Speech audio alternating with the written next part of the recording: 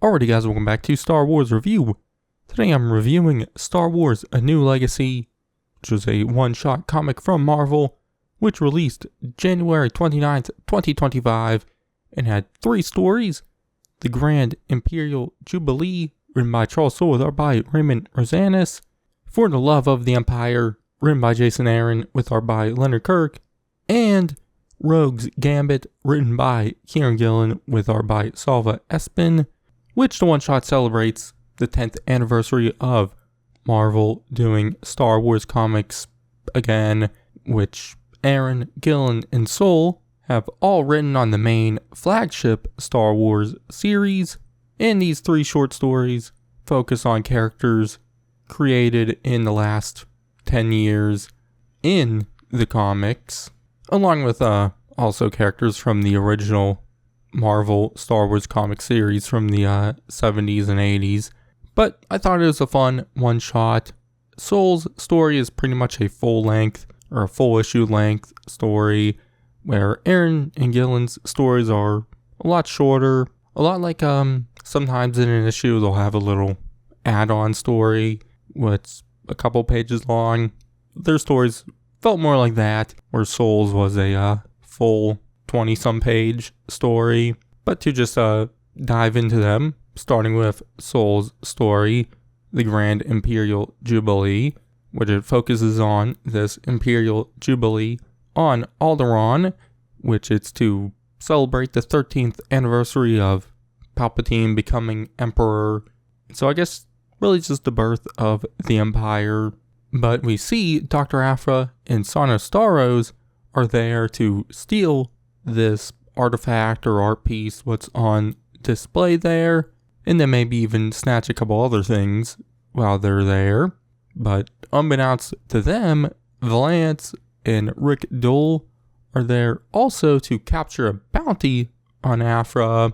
But at the party, we see these 2 stormtroopers who are supposed to be on patrol guarding the place go into a back room where some other stuff is stored, which we do learn one of the troopers is Terex, who is the main villain of the Poe Dameron comic series, which was also written by Soule, which at that time Terex is a part of the First Order and obviously older, and this is earlier on in his career.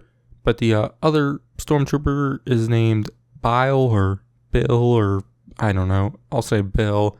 It's spelled B-I-L. But in the back room, they find the mask of Darth Momin, which Terex doesn't want anything to do with it. And not wanting to get in trouble, he leaves, saying he has a long career planned out for himself. But Bill then takes the mask and puts it on, and so then Momin takes control of his body, and once he takes control, he then makes himself feel more presentable, and then goes out into the party looking at the art, while we see Aphra and Sana also make their way inside, which during this party we see several characters in the background made up of, characters we've seen in several of the Marvel comics. You see characters like Gracchus the Hutt, Dominia Tag, along with a couple of the other tags. Thanoff, who appeared in Gillen's Darth Vader comic series. Also the, I think their names are Alexin and Pavel, or like these 2 panther-looking people who were in Charles Soule's Lando miniseries. Also Papa Torn, who I think originally was in the Lando miniseries and appeared in a couple of other things. They get mentioned by name, I think by Sana, and then probably several other characters I didn't notice. There is also a character who hasn't appeared in a canon comic, but did appear in the 70s, 80s Marvel series named Barpompidus Drebble. So, it was fun finding all the characters and whatnot in the background. But eventually, Aphra and Sana find the art piece they're looking for, which it turns out to be a lot bigger than they thought it was, which at the same time, Momin finds it, realizing that it's one of his art pieces, and gets very upset once he realizes he isn't credited for it. And so he creates a big ruckus, which allows Afra and Sana to slip away, obviously knowing they aren't going to be able to get the art piece. But during this, we see Tarkin arrive with Commander Zahara, who then fights and takes out Momin. But while that's going on, Valance and Dul catch up to Afra and Sana as they attempt to capture Afra, but they all agree to take that business outside.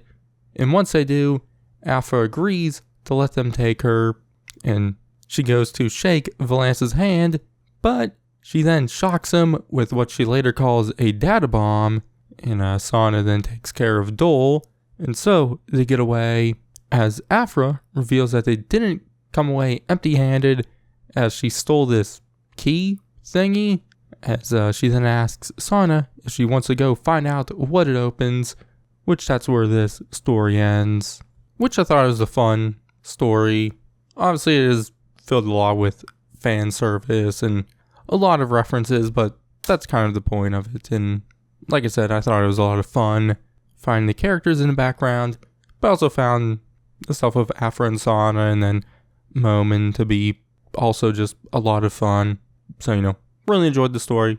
I thought it was a fun adventure story, what celebrates the comics and whatnot.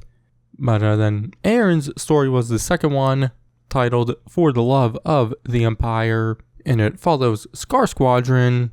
And unlike the last story, and also the next one I'll be getting to, this one really wasn't fun, as it is pretty dark, but I still quite enjoyed it. The last time we saw Scar Squadron was in Star Wars issue 61, which came out in 2019, I think, which this story seemingly takes place after that issue, as we see Scar Squadron go on several missions with a lot of dialogue from Creel, the leader of the squad, and they kind of become more and more, I guess, delusioned with the fact that they aren't the heroes, and it just kind of makes them more evil, trying to make themselves become heroes again. Quite dark, which I really like that, as I enjoyed seeing an Imperial character become disillusioned for the wrong reasons, and it just makes them more evil instead of defecting and becoming an actual hero character. So I quite like that. But the story starts with them on a mission to the world Yelsane, where they take out some rebel recruiters, and afterwards the people are scared of them, even though Scar Squadron believes they saved them. But we then see them go on several missions and whatnot. But then there's one on a frozen moon where we see the big guy of the group, Zook, die at the hands of the rebels, as he has to dive onto this grenade to save the others. But we see Creel talk about this world named Harford, and how in the past they went there and they were beloved and whatnot. And so we see them go back there, and it's the exact opposite. And just like everywhere else, the people are scared of them. And we see Creel find a bunch of kids dressed up as Luke, Leia, Han, Chewie, 3PO, and R2. And I guess they threw some fruit at him. But we then see him and Scar Squadron use flamethrowers on them, maybe killing them. Obviously they don't show that, but obviously they definitely probably killed someone, and they were targeting children. But the dialogue from Creel, he kind of talks about how this trip to Horford made him realize that the Empire is losing the war, and that when the war is over, they're going to go down as the villains, even though they are the defenders of law and order. And he then says he'll die before he lets that happen, as he'll make sure that they are seen as the heroes he thinks they are, even if he has to kill innocents to get there. Which like I said, pretty dark story, definitely after targeting children with flamethrowers, but I still liked it. seeing a story with an Imperial character where they just become more and more evil and just hate them even more and more. So I quite like this one. Honestly, wouldn't mind it to be kind of adapted into a longer story, as it was about a 6-8 page story. So, I would have liked this one to be a little longer.